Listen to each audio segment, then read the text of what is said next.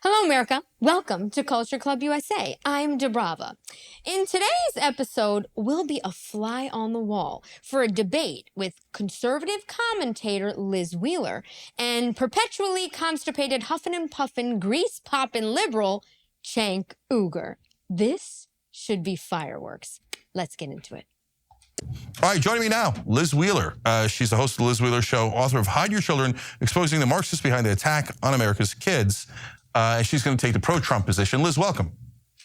Hi, Cenk. Thanks for having me. No problem. So, I'm struck by the title of your book, so let's start there if you don't mind.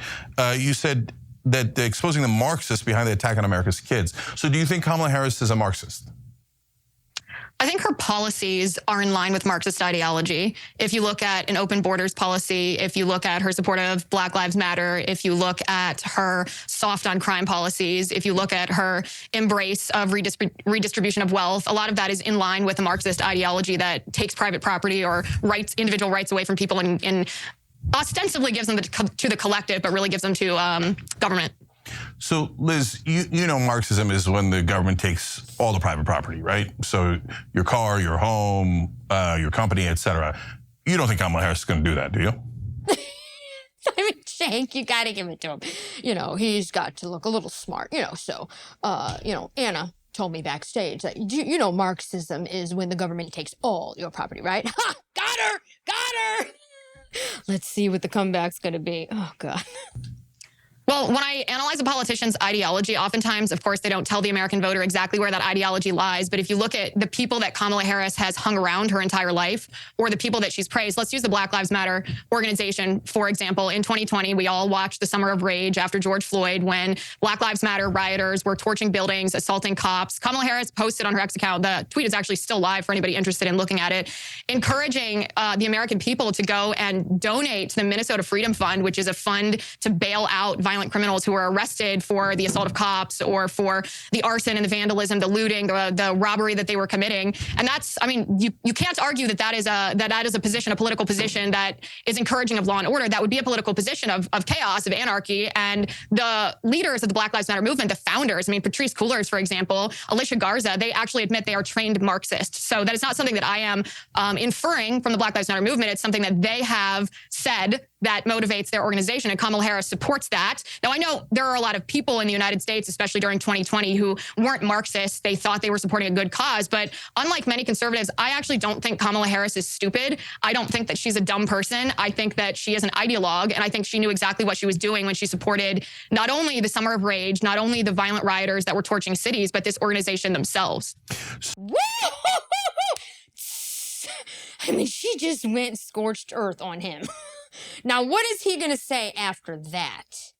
Okay? And we all do remember Kamala Harris and her participation in, bailing out, blatant criminals that were literally burning cities down, throwing Molotov cocktails inside cop cars, for God's sake. Hello? All right, let's see what CENK's got to say. So, rioting and bailing out rioters, terrible. I agree with you, especially the ones that are guilty and trespassing and violence, etc. So that's why you were livid about Donald Trump saying that he's going to pardon all the January 6th rioters, right? Well, listen, if you go back to what I said after January 6th, I do not support anyone breaking the law. I don't support the people that, broke windows and did things that they weren't supposed to do. But the penalty was not equal to the crime, of course. And the Supreme Court has ruled on it. You know that the terrorism enhancements for people who walked into the Capitol or at least into the region isn't exactly equal to walking through what they thought was an open gate or even going into the Capitol. Seems like you're excusing it, Liz. It seems like you might be a little bit of a Marxist on that one. No, I think the problem with January 6th was a couple of things. The problem with January 6th is the majority of Americans, this actually includes independents, by the way, and a hefty minority of Democrats, think that the government had agents that were, let's just say, inflaming the tensions around January 6th. And I think that freaks out a lot of people on the left and the right. I think you'd agree, Cenk, that that's the American government has a long history of doing that to people on both the left and the right. And we shouldn't support that no matter what political party that we're in. But when half of the country has questions about the integrity of an election, you can sit there and you can mock them, or you can say, well, was it completely free and fair? Do people have valid points? Aside, of course, from the few people who acted too far that day. Yeah. Now let's see what he has to say, because wow, she's killing him already. It's done. I don't even know how he could even come back from those two comebacks within themselves. But the thing is that the left, CENK, they always have to make some excuse, right? The rules never apply to them. It's like the J6 situation. How many people are in jail even right now that never even were there? How's that possible? I'm just saying. So, look, I'm going to argue that I'm enormously consistent here, and I'll leave it to the viewers to see if they agree. But here's how what I said about Black Lives Matter protesters and the January 6th protesters. And I'm not sure that there's anybody else in the country who said it about both of them. Do you think they were treated equally? Yeah, hold on. Let me explain. So the people the overwhelming majority of the protesters in 2020 that came out to protest what happened to George Floyd were peaceful. Overwhelming majority. Some people broke the law, started the fires. They should definitely be prosecuted, okay? On January 6th, actually the majority of the people who came to hear Donald Trump speak didn't go to the Capitol and didn't do anything wrong. They just came to a political speech. And so when they get lumped in with the rioters, I said, that's not fair. They didn't go down and riot. So I'm consistent on both of those. And I even said about the January 6th guys, they should be prosecuted.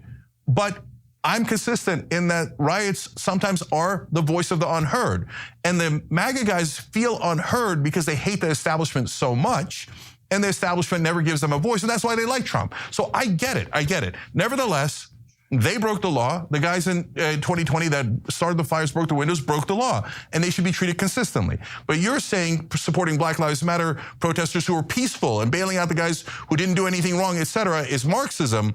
But when it comes to January 6th, all of a sudden, well, we should be a little bit more lenient to rioters. That's what it seems like to me, but go ahead. Hold on here.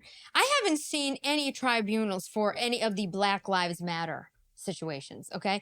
All that rioting, burning down cities and such, where is the accountability there? Where are the repercussions there? Where's the accountability? But you do have J6 people sitting in jail. Where's the accountability for the young girl, Ashley Babbitt, who was shot unnecessarily? Okay, I am not saying that breaching the Capitol was right. Okay, I don't agree. Okay, because if laws are in place, you should follow them. Because look what happens when you don't. Whether the police are saying, come on in, or not, you have to know better. But really, you're going to try and compare apples and oranges here, CENK? Yeah, no. An apple's an apple, an orange is an orange. I think we can all agree on that. No, that's not what I said. Let me clarify what I said. I said the organizers, the founders of the Black Lives Matter movement, Patrisse Cullors and Alicia Garza, admit that they are trained Marxists. They want to abolish the nuclear family. Their own words. You can look at the video. Is there a place where you go get trained on it? I don't know. Who does? Actually, and not to interrupt this, but on J6, they actually did not burn the Capitol down, okay? They did not burn the Capitol down on January 6th, okay? And they did not try and break into the White House, all right? Like Black Lives Matter protests have, okay? They burned down a church across from the White House. They tried to get inside the White House. They burned down cities across the country. What are we talking about? Again, apples and oranges. And how many days did those Black Lives Matter protests that literally people died and burnt down cities verbatim? New York is one of them. I witnessed it with my own eyes. Okay? How many days and weeks did that go on for? Okay? We're talking about J6 one day. No comparison here. None. The trading? Well, you can ask them. Okay. You can ask them. Yeah. They're the ones that said it. We can post it on X. People might be interested in seeing it. Yeah, no problem. Liz, I'm not doubting that they said it at some point. I just am amused at the absurdity of it.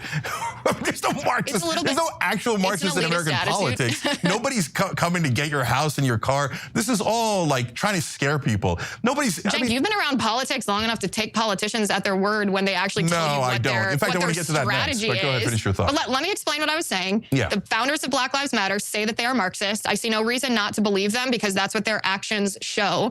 When you sound a little bit like CNN, remember that CNN video that went around during the Minneapolis riots when the CNN guy was standing there? He's like, mostly peaceful riots, and in the background there was all that fire and all that arson. It's like a meme on X now. Well, you guys say the same thing about January 6th. There's billions of dollars of damage, so it wasn't just 1 or 2 or 3 people that were looting all those stores and assaulting cops and burning people up. I mean, you people on the ground, the American voter, I believe they're smarter than to fall for the idea that it was just a couple of people that were engaging in violence around that time. So all of that to be said, the violent people that were doing the work of the Black Lives Matter organization, yeah, that's engaging in Marxism. And specifically to Kamala Harris bailing people out, let's talk about who the Minnesota Freedom Fund bailed out. There was a guy that was imprisoned, and because he was bailed out by this fund, he went and assaulted a woman. There was another guy that was bailed out that went on to kill someone. So this is not a harmless shoplifting, getting bailed out so he can get home in time to go to dinner in his mother's basement. These are violent criminals who went on to hurt other people. I would think you'd have a problem with that. I certainly do, and I know a lot of our viewers do. But I just told Actually, 100% right. And you know something? I was actually in Chicago for those nasty protests where they actually closed the bridge. You couldn't even get out or in.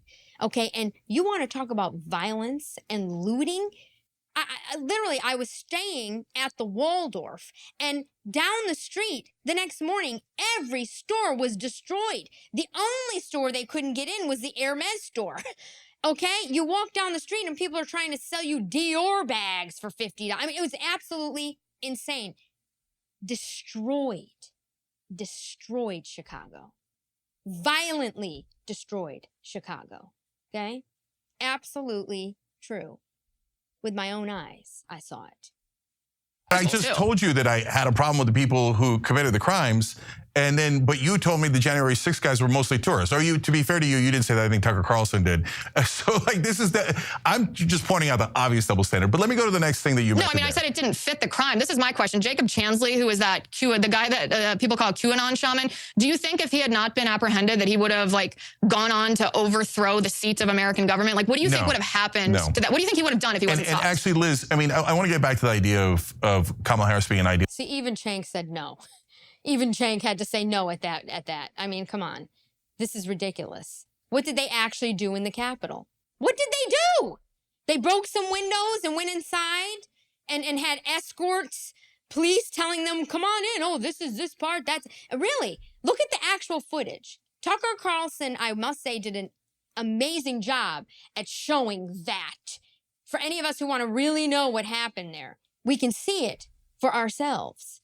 And this is the thing that people like CENK Uygur can't stand. The American people are showing and proving that we are smarter than the left gives us credit for, okay? Times are a-changing. Yeah. Like in believing politicians or not, but just real quick, last thing on this. No, what I've always said about the rioters is that they were the pawns used by Peter Navarro, Eastman, that's Trump's lawyer, Trump himself, etc. They came up with a plot to delay the certification. They wanted Mike Pence to do it. When he didn't, they got people so angry they wanted to murder Mike Pence.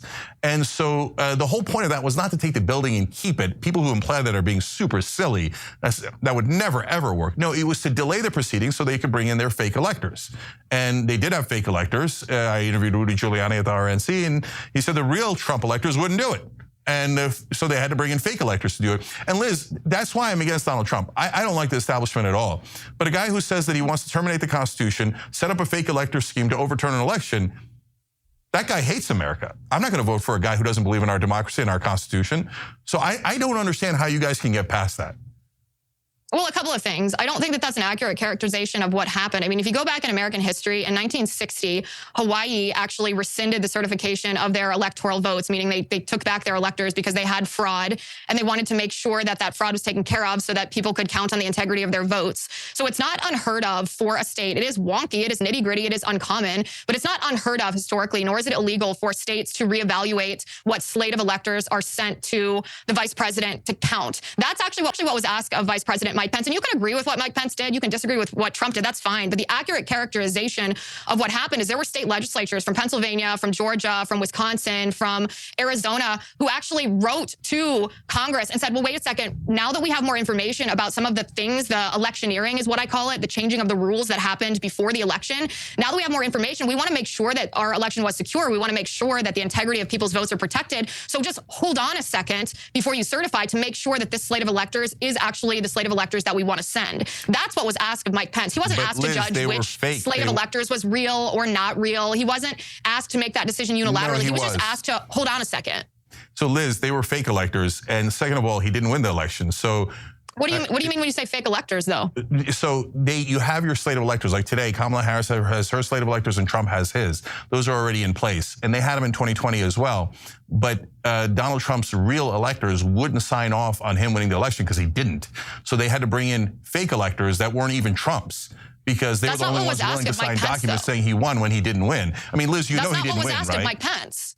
That's not what was asked of Mike Pence. This is a really, really important what was point asked for of people to Mike understand. Pence? No, let me clarify. What was asked of Mike Pence is don't certify so that it goes back to the states, and then we'll have the local Republicans pretend you won and install your fake electors.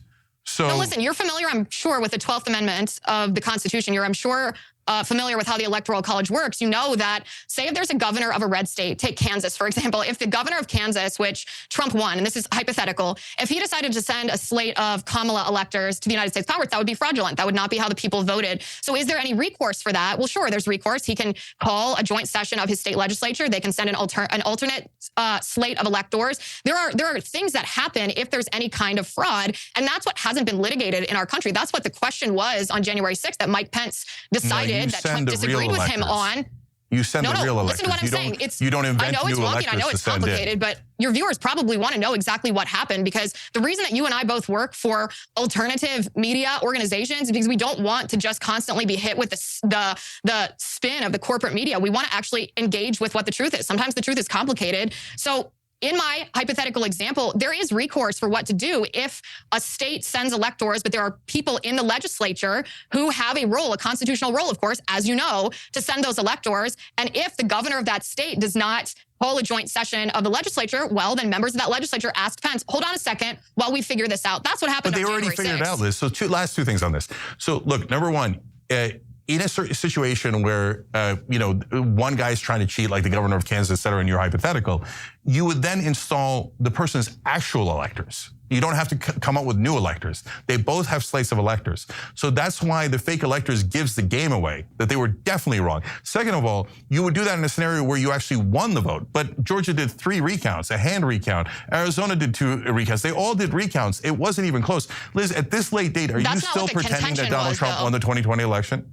Well, listen, I think... Wow, so many redirects with CENK. I mean, she's actually schooling me. She's actually explaining what actually happened here. And he just... I don't actually think he understands.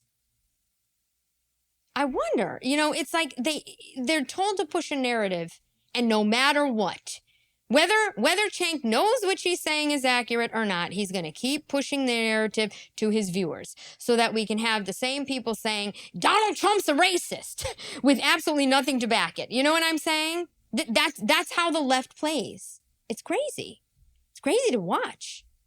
Listen, I think it's really important to define the word win, because this is one of those gotcha questions that you might see on CNN or MSNBC. But what many conservatives were concerned about in the wake of the 2020 election, and a lot of conservatives feel the same way today, is not whether the number of ballots was greater for Donald Trump or for Joe Biden. It was whether the rules were changed before people cast their ballots that allowed certain votes to be counted that otherwise shouldn't have been counted. And I'll give you a specific example of this. In the state of Wisconsin, there were ballot drop boxes placed around the state. Well, those ballot drop boxes, according to the Wisconsin Supreme Court, this was litigated afterward, are against the Wisconsin Constitution. So the people that cast those ballots, no, they specifically weren't committing fraud. They weren't voting in someone else's name, but they may have been counted invalidly. And so I think Obviously, again, it's wonky. It's not that those people were running around trying to steal people's votes, but the rules had been changed without the authority to change them. The people that changed them didn't have the authority to change them, didn't have the authority to put those drop boxes in place. And so, yes, the vote totals may have looked like they favored Joe Biden. I'm not necessarily contesting that, but were the rules rigged before the election in order to get that outcome? I would say, yes, we have evidence of that. Yeah. Wow. Wow. She just broke that down. I mean, think about it. What she's saying is these people were doing things like putting drop boxes around without having the authority to do so. And aside from that, we all know that we've seen case after case, people saying, yeah, apparently I voted 3 times. Like, apparently my cat voted. I mean, dead people are voting. Oh, so, okay. These things, we don't have the right to investigate these things? To challenge them? I mean, think about it. It's common sense. It's nonsense. So the Republicans... The Wisconsin Supreme Court ruled on it. Anybody can go look at that ruling. I got you. No, I understand the claim you're making.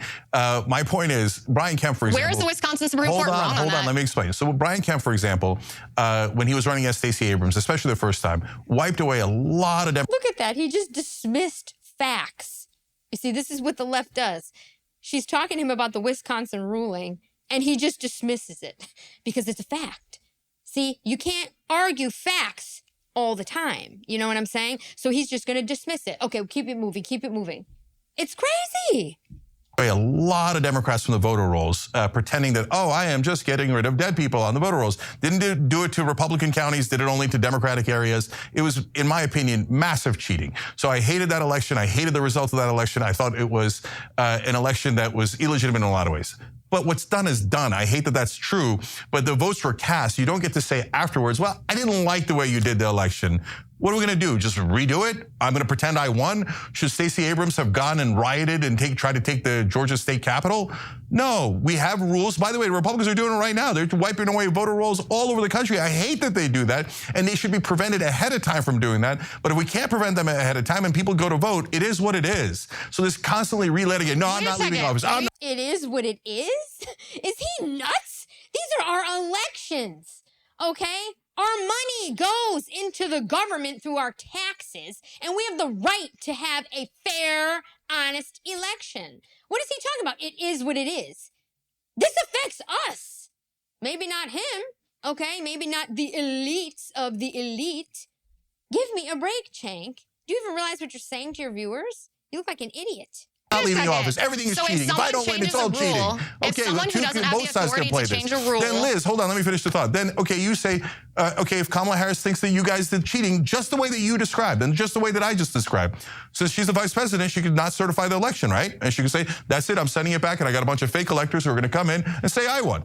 Hey, I thought you were cheating ahead of time. I want to hear your answer about Wisconsin. Was what they did in Wisconsin fair? Was that in accordance with election law? Which part of Wisconsin? Because there's a lot of things. When they put the ballot drop boxes all around Wisconsin, was that in accordance with the Wisconsin Constitution? I haven't studied the Wisconsin Constitution. That's a hilarious thing to ask. Well, then maybe you should find a new job, Cenk. Because if you're sitting here talking about an election and the Constitution and how Donald Trump wants no democracy and wants to get rid of our Constitution, then you really should know the Constitution, shouldn't you? Okay? You are an elite who literally shouldn't even be here. Your commentary is trash because it doesn't make any sense. But ballot drop boxes are perfectly legitimate. Republicans use them as well. In fact, right now, Donald Trump is encouraging people to vote by mail. So, I mean, you're trying desperately to hang on to something so you could please Donald Trump and say, oh, yeah, you won, Donnie. You won. He didn't win. I gave you a concrete example of a way that votes could be cast seemingly validly, but counted invalidly. And it's a concrete example. It's a very simple question. If ballot boxes are against the Wisconsin Constitution, people who didn't have the authority to put them there anyway, and those votes were then counted. Okay, even if you find one loophole, hey, I think there was one thing that was slightly wrong in Wisconsin. How about Georgia? How about Arizona? He lost. The more you guys talk about how, we don't like it. It looks terrible. Your polls go down. So I'm glad you're still sticking to that position. Now let's go back to... Again, he just avoided it. He just tries to work around ever answering or addressing her question. I mean, it's nuts.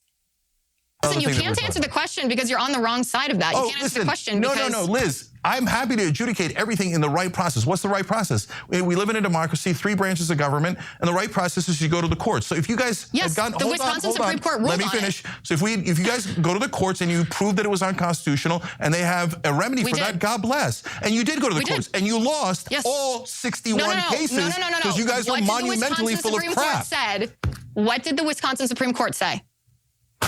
Okay, I can ask you about some random piece of court too. I don't know what the Wisconsin Supreme Court said. You know what the court said when they asked Rudy Giuliani and one of the... Hold on, Liz. You know what? Let me answer, then I'll go to you. When you don't know about the adjudicated case. Okay, so, no, I know that you guys went to court. No, you know nothing, CENK. Okay, now look. CENK doesn't know anything because he's just a propagandist. Okay? You are a person that does one thing and one thing only. You push the propaganda that you are told to push. Period. 61 times and lost every single time. I don't know if you know this. Okay, hold on. Let me do the same trick you're doing. When the court asked Rudy Giuliani, sir, can you please present your evidence on voter fraud? What did Rudy Giuliani say? CENK, I will answer that once you answer about what the Wisconsin Supreme Court ruled on this. Did they say that it made the election results, that it protected the integrity of the vote, or did they say, this is actually super interesting. Your viewers are going to love what the Wisconsin Supreme Court said. Okay. The Wisconsin Supreme Court said, putting ballot boxes around the state of Wisconsin, which violated the Constitution of the state, was illegal. But they said this should be something that voters take care of afterward, because you do have a point, and there is a history in our country that says that once an election has been certified, once it is a certain length of time past the election, it's not in the interest of the country to yank that person out of the White House and install someone else. I don't actually disagree with you on that, but that was the problem between Election Day and between January 6th, is that's a long enough amount of time to figure out what had happened, but Democrats weren't interested in figuring out what had happened because they were the ones that rigged the election to begin with. That's dishonest. So, Liz, look. What is he going to come back with? What is he going to come back with? She's talking facts about the Wisconsin Supreme Court ruling, okay? How do you combat that? That's what they said in Wisconsin. That's what the court said. What is he going to say? Why can't he just say, you're right, that is what happened and that is what the outcome was? No, he's got to keep talking about something else and this and that, and none of it really makes any sense. Ever. I hate what Trump did in crying and trying to overturn our democracy after he lost. But see, here we go. It's back to Trump. What about Wisconsin? What about what she just said? He has nothing to say. He just got to go back to, I hate what Trump did. I try to overturn the election. You know, and now he'll wrap it up so we can get out of it. What you're doing is a giant favor, not to me because I don't like it, but to the Democratic Party. Because what you're saying is, hey guys, don't worry if you lose. Just go to court, try to find some loophole, try to invalidate all the results. Who cares about who actually won, who got more votes? Just litigate, come up with fake electors, never give up. Don't do a peaceful transition of power. If you need a delay, bum rush the Capitol. The American people don't want that. It's massively losing ground for you guys. Anyways, to finish the thought, Rudy Giuliani says, I have no evidence. Okay, so now, before we run out of time, we're about to. So go back to the ideologue issue. You say Kamala Harris is an ideologue. I don't think she's an ideologue at all. And I'm not a big defender of Kamala Harris. I'm definitely not a defender of the establishment Democrats. And I think that mainly what they do and what the establishment Republicans do, but unfortunately also what Donald Trump does, is they do whatever the donors ask them. So if corporate donors control these politicians, so if a corporation that's, a drug company or a defense company, et cetera, tells Kamala Harris what to do, she's much more likely to do it. I think it's also true of Donald Trump. So generally speaking, do you agree with that? Yeah, I think that I mean, she was on stage with Liz Cheney, right? Of course she is beholden to the military-industrial complex. This is what I would say about the contrast of this election. None of this is hypothetical. Donald Trump has been president. Kamala Harris has been vice president. Before that, senator. Before that, the attorney general of the state of California. So we know what we're getting with both of them. And actions speak louder than words. This election is actually not about either of their personalities. It's not about their X accounts. It's not about their word salads. It's about you. It's about you and I. And it really comes down to the question, were you better off under Donald Trump or are you better off under Kamala Harris? And I would argue that Kamala Harris has brought us to the brink of World War III through the Ukraine war and her funding of the Ukraine war. She is the sitting vice president after all.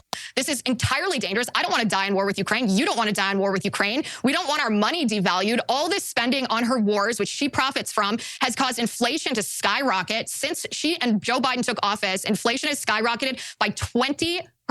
I'm talking the price of gas up 46%, the price of food up 22%, the price of electricity up 30%.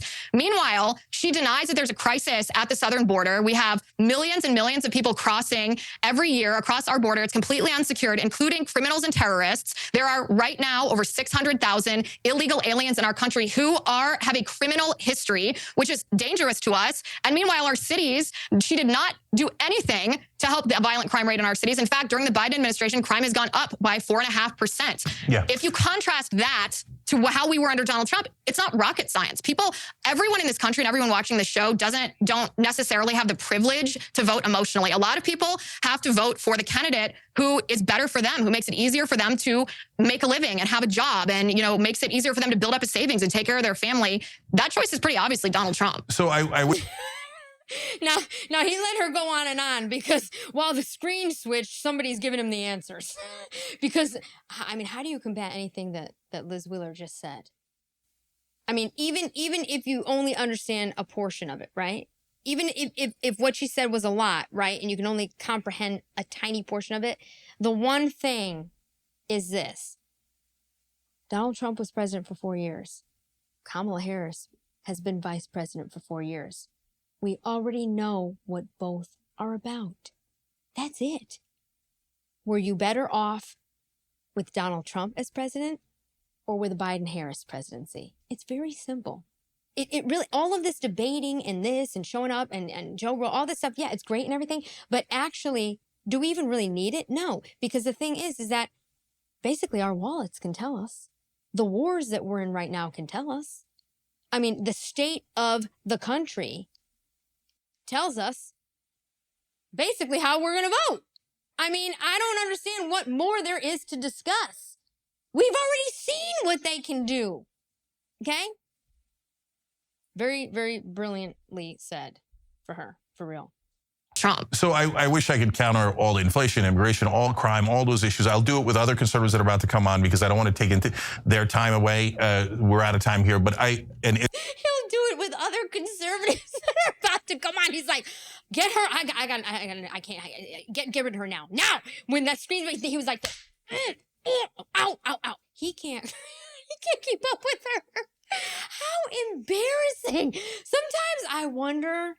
Okay, between his own co-host coming at him and a Kasparian, all right, and the people that come on like Candace Owens and just destroy him, it's like, why does he even have a channel anymore at this point? I'm just saying, you might as well start selling infomercials, blenders, showing up, being the extra one on The View. I mean, I don't know. I'm just saying. But and Israel for sure too, because Donald Trump is saying we should start the war immediately. He's a very ironic anti-war candidate.